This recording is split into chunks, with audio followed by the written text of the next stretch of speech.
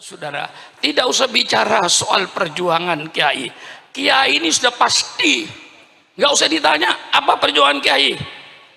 Al-amru bil ma'ruf wan nahyu anil munkar. Itu saja kiai tugasnya itu. Tidak ada lebih dari itu. Kiai tugasnya hanya al-amru bil ma'ruf wan nahyu anil munkar. Maka kalau ada, maaf pemerintah, maaf Pak Menteri, maaf Pak Wali Kota, maaf Pak Bupati, kalau dia kiai berbeda dengan pemerintah, itu kiai yang bagus, kiai yang peduli dengan negaranya, tidak mau kiai membiarkan negara ini hancur, tidak mau kiai membiarkan negara dalam kedoliman. Kiai tegur, kiai yang negor ini kiai yang baik, yang cinta negara, cinta bangsa. Kalau ada kiai berbeda, jangan ditangkap, jangan dipenjara. Kalau dia kiai berbeda, undang ke kantor kabupaten. Syukron Makmun berbeda dengan Bupati Lumajang. Bukan musuh saya ini. Saya cinta sama bupati, supaya bupatinya tidak tergelincir. Undang saya ke kabupaten. Ini namanya demokrasi. Ngopi bersama dengan bupati. Betul apa tidak? Kalau perlu dengan mie goreng. Betul apa tidak? Mari bicara apa maunya Pak Sukron. Oh begini Pak Bupati Lumajang, begini Pak Bupati Pasuruan, sesuai dengan Al-Quran dan Sunnah Nabi begini. Kan enak toh. Jangan dimusuhi, lalu dianggap lawan. Ulama ini yang mendirikan republik ini. Kalau tidak ada ulama, tidak ada NKRI. Saya tegas, persilakan yang mau nuntut. Tidak ada ulama, tidak ada NKRI. Saya berikan fakta. Karena yang sekarang jadi pemimpin ini orang yang tidak baca sejarah barangkali. Ya, Al-Mukarram Kiai Stakuf itu yang akrab dengan saya dulu kakeknya. Kiai Bisri Mustafa yang akrab dengan saya kemana-mana. Lalu dengan Kiai Ulil Bisrinya, sekarang cucunya.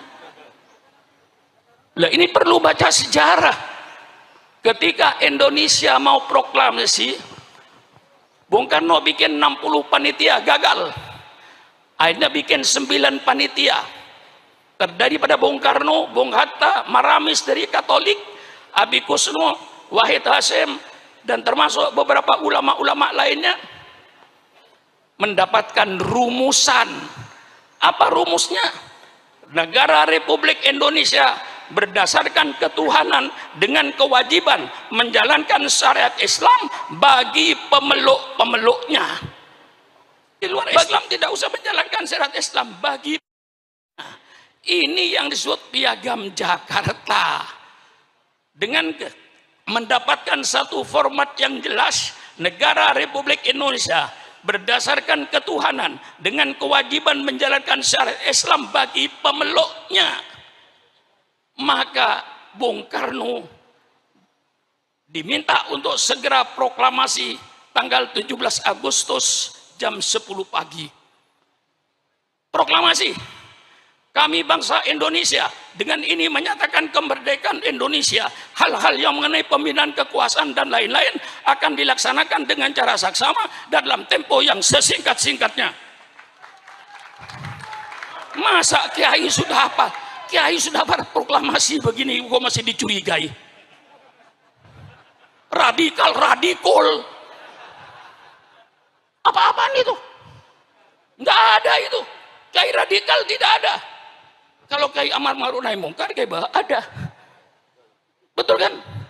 Kita ini cuma menawarkan konsep. Kita ingin melaksanakan peradaban Islam yang berdasarkan Quran dan hadis. Ini yang kita inginkan. Karena banyak peradaban yang berdasarkan hawa nafsu. Seperti night club, dansa, joget, telanjang. Itu peradaban, tapi dasarnya nafsu. Kami ingin bentuk suatu peradaban, suatu bangsa berperadaban yang berdasarkan Quran dan Sunnah Nabi. Ini kami mau tonjolkan. Walladzi arsala rasulahu bil huda wa dinil haq liyudhhirahu 'alad dini kullih Dialah Allah yang mengutus utusannya dengan petunjuk dan agama yang benar. Untuk apa itu Kiai? Liyudhirahu, untuk diperlihatkan kepada bangsa Indonesia, ini syariat Islam. Anda mau pakai persilakan, Anda tidak mau pakai persilakan. Wa ma alaina illal balaul mubin. Inilah syariat Islam. Kiai harus berani menampakkan ini syariat Islam. Bagaimana syariat Islam dalam berkeluarga, bagaimana syariat Islam dalam bermasyarakat, bagaimana syariat Islam dalam ekonomi, bagaimana syariat Islam dalam politik. Semua Islam ada. Jangan dikira tidak ada. Yang sekarang pada kiai pada takut bicara politik. Kiai yang melarang politik itu dulu Belanda. Karena Belanda ingin menjajah Indonesia. Kiai dilarang baca politik, tidak boleh bicara politik di masjid, di majelis taklim dan lain-lainnya.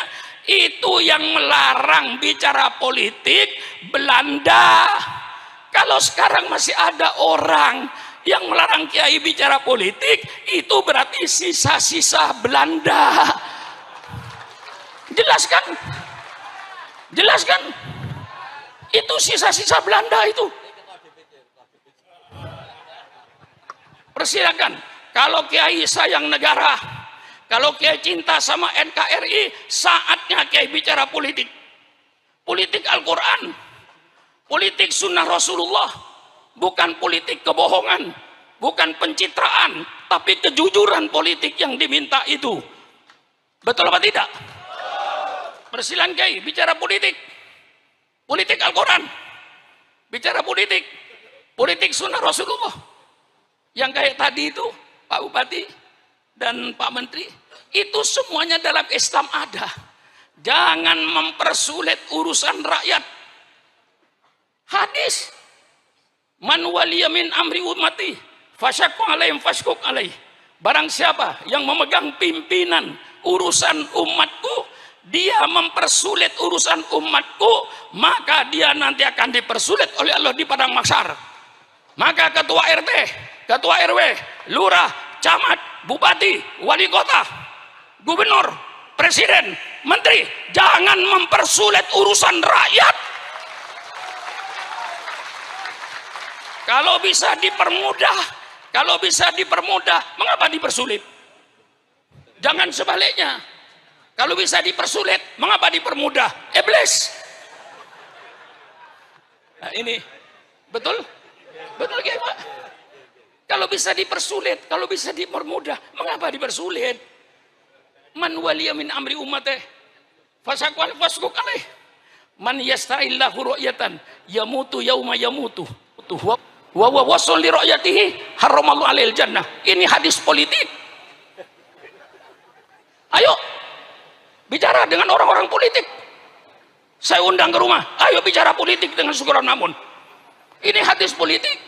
Barang siapa yang Allah jadikan pemimpin, kemudian dia mati. Ketika mati kayak bah, sedang menipu rakyatnya, pemimpin seperti itu haram masuk surga. Haram masuk surga. Doakan pemimpin-pemimpin yang belum memenuhi janjinya ketika kampanye, mudah-mudahan dipanjangkan umur. Betul apa tidak? Hei pemimpin-pemimpin yang kau belum melaksanakan janji-janjinya ketika kampanye, tolong ya Allah jangan dimatikan dulu. Kalau nanti dia sudah memenuhi janjinya, mau mati, matilah kau.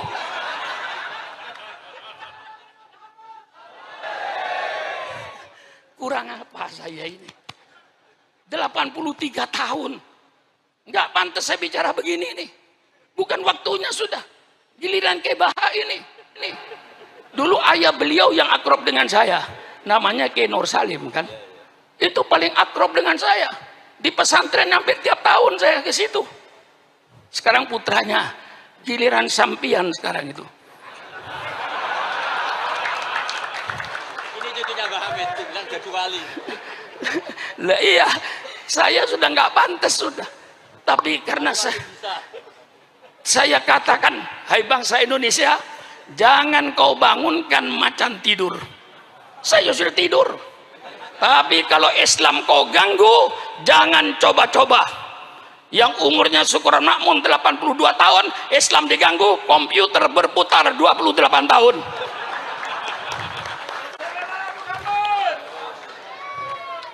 Betul? Betul. Nah, kalau saudara ingin tahu, pemerintah, terus terang aja, Syukron Makmun, ketua RT, ketua RW, lurah, camat, sampai bupati, sampai presiden, semua yang ada ini tidak ikut berjasa dalam NKRI itu. Yang berjasa dalam NKRI itu siapa? Yang di kuburan itu. Kita cuma pandai makan jasa. Bapak Haji saya pandai makan jasa.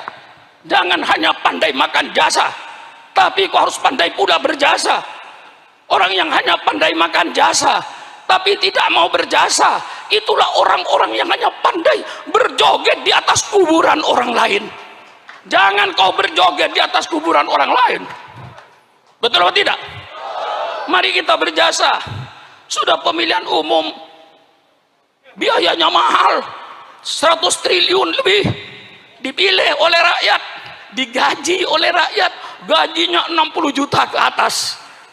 Kok yo tego? Sudah gajinya gede kok yo tego, masih nyolong duit rakyat. Itu kemana perasaannya? Sudah tidak ikut berjasa. Yang berjasa pahlawan itu. Maka kalau pemerintah ingin tahu kontribusi umat Islam terhadap NKRI, saya katakan pemerintah, kalau pemerintah ingin tahu tentang bantuan umat Islam terhadap NKRI, tolong pemerintah adakan sensus kuburan. Loh, betul kan? Sensus kuburan. Tiap kabupaten ada teman pahlawan kan? Pasuruan ada, Probolinggo ada, Sidoarjo ada, Mojokerto ada taman pahlawan. Tolong pemerintah masuk taman pahlawan itu. Sensus, siapa nama, agama apa, siapa nama, agama apa, siapa nama, agama apa, siapa nama, agama apa. 99% darahnya umat Islam untuk NKRI. Jerit saya ini supaya paham semuanya itu. Sakit saya ini. Maka walaupun sakit-sakit, nggak bisa jalan, masih saya paksa.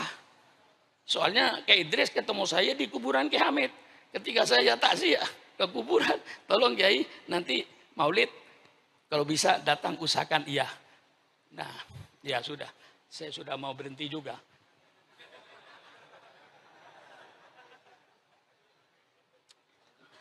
Nah, saudara-saudara, kalau di sensus kuburan 99% darahnya umat Islam. Tadi yang saya katakan, kalau tidak karena ulama nggak ada NKRI. Jam 10 pagi proklamasi Bung Karno.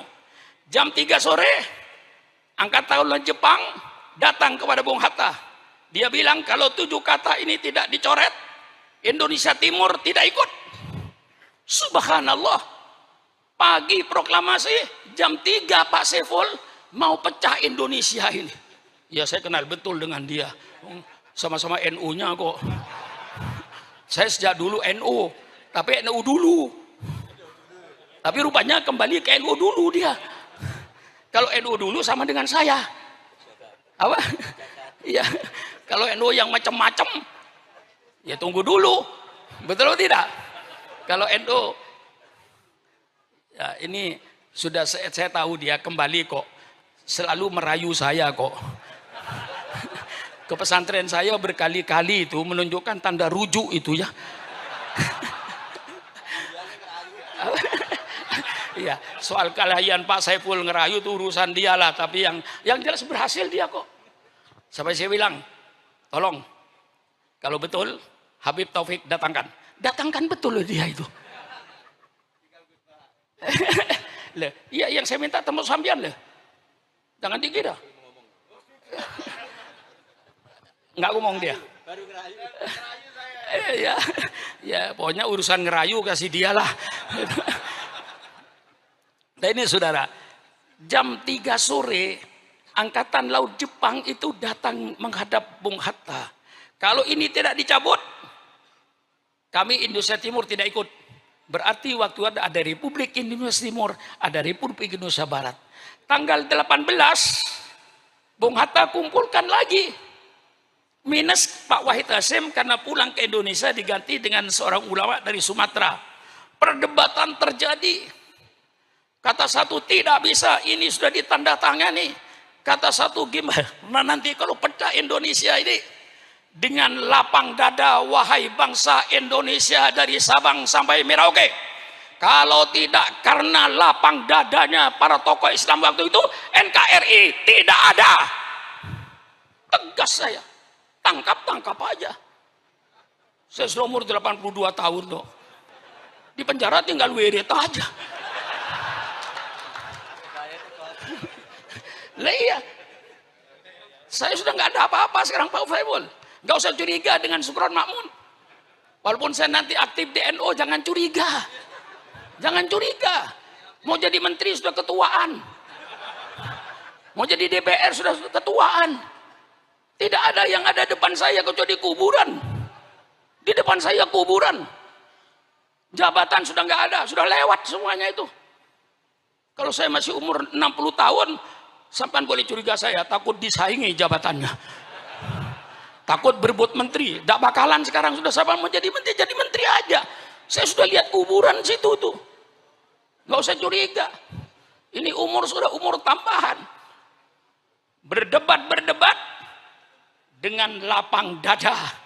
Tokoh Islam cabut 7 kata itu. Dicabut itu.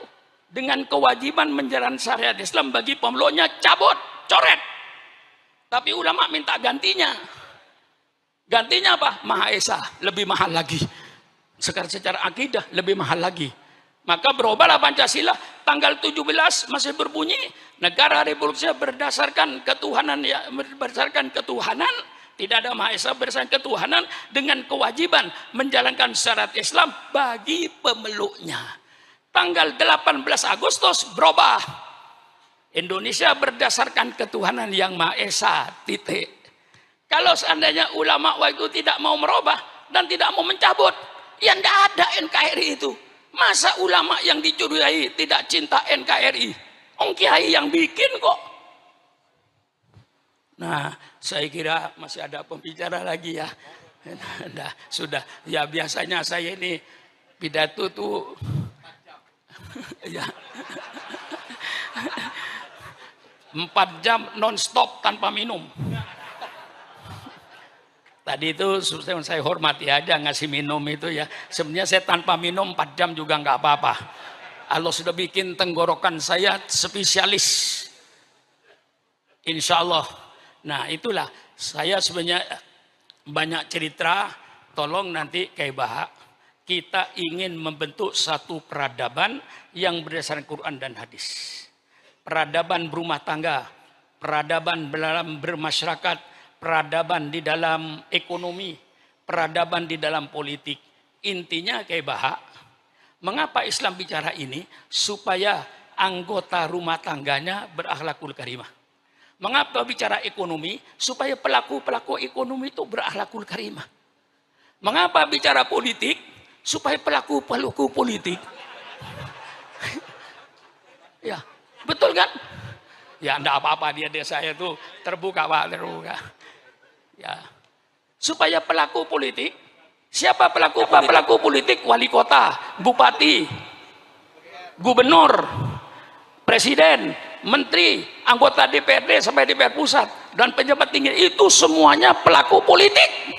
Kiai wajib bicara politik supaya pelaku politik mempunyai akhlakul karimah. Bukan pelaku politik yang preman, yang bajingan, yang akan merusak negara ini.